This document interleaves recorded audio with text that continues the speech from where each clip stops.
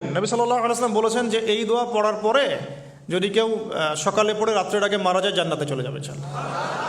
রাতে পড়ে সকালের আগে ইন্তেকাল করলে জান্নাতে চলে যাবে ইনশাআল্লাহ।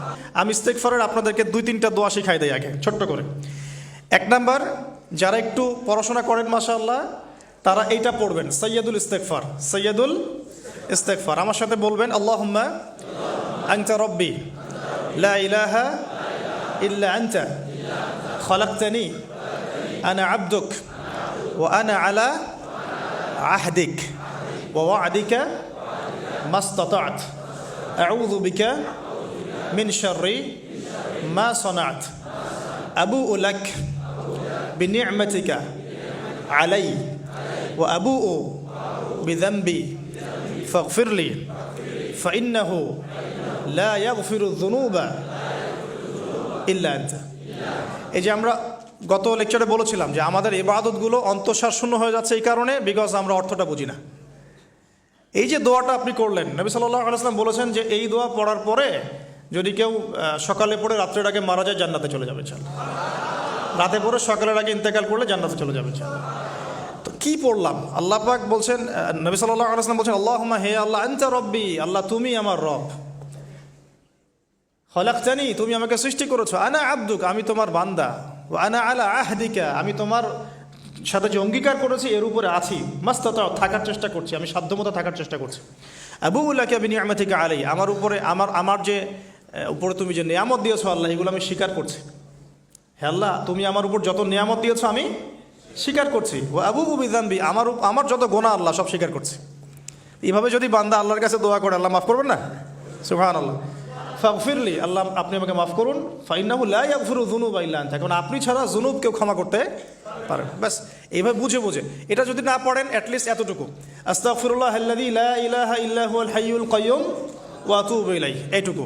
আর এটাও যদি না পড়েন, না পড়াটা একটু লজ্জার যদিও বা, তাও যদি না পড়েন তাহলে বলবেন আস্তাগফিরুল্লাহ ওয়া আতুবু ইলাইহি, আস্তাগফিরুল্লাহ ওয়া আতুবু ইলাইহি। আসুন তাহলে আমরা কাজগুলো পেয়ে গেলাম। এখন আসুন আমরা কেন রোজা রাখছি। নবী করিম সাল্লাল্লাহু আলাইহি ওয়াসাল্লাম এখানে উদ্দেশ্যটা বলছেন। এই দিনে কি করা হয়েছে? মুসা আলাইহিস সালাম এবং তার কওমকে নাজাত দেওয়া হয়েছে, ফেরাউন তার কওমকে ডুবিয়ে দেওয়া হয়েছে। এই তো এই রোজার সাথে কিন্তু হুসাইন রাদিয়াল্লাহু আনহুর কারবালার শাহাদাতের কোনো সম্পর্ক নাই। এটা একটা আকীদা পরিষ্কার করে নেবেন। কারণ হুসাইন রাদিয়াল্লাহু আনহুর কারবালার ঘটনা হয়েছে নবী সাল্লাল্লাহু আলাইহি ওয়াসাল্লামের ইন্তেকালের 60 বছর পরে। শরীয়ত ক্লোজ হয়ে গেছে না নবী সাল্লাল্লাহু আলাইহি ওয়াসাল্লাম ইন্তেকালের সাথে সাথে, নাকি আরও শরীয়ত আসবে? তো শরীয়তের কোনো নতুন বিধান কি এরপরেও চালু করা যাবে? এই দিনে অনেক ঘটনা ঘটেছে। এই ঘটনাগুলোর সম্পর্কে কিছু দুর্বল বর্ণনা আছে বিধায় আমি বলছি না পাবলিকলি। বলা হচ্ছে এই দিনে নূহ আলাইহিস সালামের কিস্তি, ওই যে কিস্তি প্লাবনে ভেসে ভেসে এই দিনে জুদি পাহাড়ে এসে নোঙর করেছে, এরকম অনেক ঘটনা। এই দিনে মুসা আলাইহিস সালামকে নাজাত দেওয়া হয়েছে, এই দিনে ফেরাউনকে ডুবিয়ে দেওয়া হয়েছে, এরকম অনেক ঘটনা আছে। কিন্তু এই দিনে রোজা রাখার উদ্দেশ্য হচ্ছে এই নাজাতে মুসা। এইটা হুসাইন রাদিয়াল্লাহু আনহুর শাহাদাতের কষ্টে রাখছি না আমরা, ওইটা আমাদের জন্য আরেকটা জায়গা। ওই জায়গাটা নিয়ে যে হুসাইন রাদিয়াল্লাহু আনহুর শাহাদাত, ওইটা থেকে শিক্ষাটা আমার কি? এই ঘটনাটা এই 10 মুহররমে ঘটে গেছে, এটা আল্লাহ পাকের তাকদিরে ছিল, এই দিনেই ঘটনাটা ঘটে গেছে। এই ঘটনা ঘটার আগেই নবী সাল্লাল্লাহু আলাইহি ওয়াসাল্লাম রোজা রাখতেন।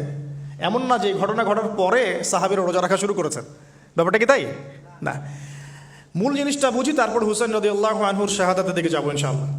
আমরা দোয়া করি আল্লাহ পাক আমাদের সবাইকে হুসাইন রাদিয়াল্লাহু আনহুর মতো সাহস, কারেজ দান করুন, তাদের মতো বীরত্বপূর্ণ ঈমান দান করুন, এবং জুলুমের বিরুদ্ধে তার মতো দাঁড়িয়ে যাওয়ার মানসিকতা দান করুন। আল্লাহ পাক সারা দুনিয়া থেকে ইয়াজিদদেরকে ধ্বংস করুন, এবং রাসূল সাল্লাল্লাহু আলাইহি ওয়াসাল্লামের কলিজার টুকরা নাতি হুসাইন রাদিয়াল্লাহু আনহুকে আল্লাহ পাক জান্নাতের উচ্চ মর্যাদা দান করুন। তো এখানে দেখুন মুসা আলাইহিস সালামের নাজাতের সাথে আশুরার ঘটনা জড়িত। আর একটা কথা আমি বলে দিই, মুসা আলাইহিস সালাম, তার কওম, ফেরাউন এবং শেষ জামানা দাজ্জাল, জেরুজালেম, ইহুদি, এদের সবার সাথে একটা যোগসূত্র আছে। একটু বোঝার চেষ্টা করবেন। আবার বলছি, রোজাটা রাখছি আমরা আশুরার স্মৃতিতে, ওই স্মরণে। এই আশুরার দিন এর ঘটনা মুসা আলাইহিস সালামের কওম, ফেরাউন, বনু ইসরাইল, এখনকার জেরুজালেম, জিউসদের উত্থান, শেষ জামানা, এই প্রত্যেকটা বিষয় কানেক্টেড আছে। আমি জানি না কিভাবে আমি শব্দ নিয়ে আপনাদেরকে বোঝাবো। কারণ আমি এখনগুলো লেকচারগুলোতে বলি যে আমি লাস্ট 3-4 বছর থেকে একটা প্রবলেম ফেস করছি। অনেক কিছু বুঝতে পারছি কিন্তু আমি আপনাকে বোঝাতে পারছি না। আমি কোন ভাষা প্রয়োগ করব বা কিভাবে সিকোয়েন্স সাজাবো আমি আসলেই বুঝতে পারছি না। বিশ্বাস করেন, এগুলো শুধু বাইরের কথা বললাম, ভিতরে এমন অনেক কথা আছে যার 30 থেকে 40% আমি বলতে পারছি, বাকি 60% কথা আমি বলতে পারছি না। এখন আপনি ইন্টেলেকচুয়াল অডিয়েন্স হয়ে বুঝে নিয়েন যে কেন বলতে পারছি না, কেন বলতে পারছি না, কী কারণে, এটা আপনাদেরকে বুঝে নিতে হবে। তো এখন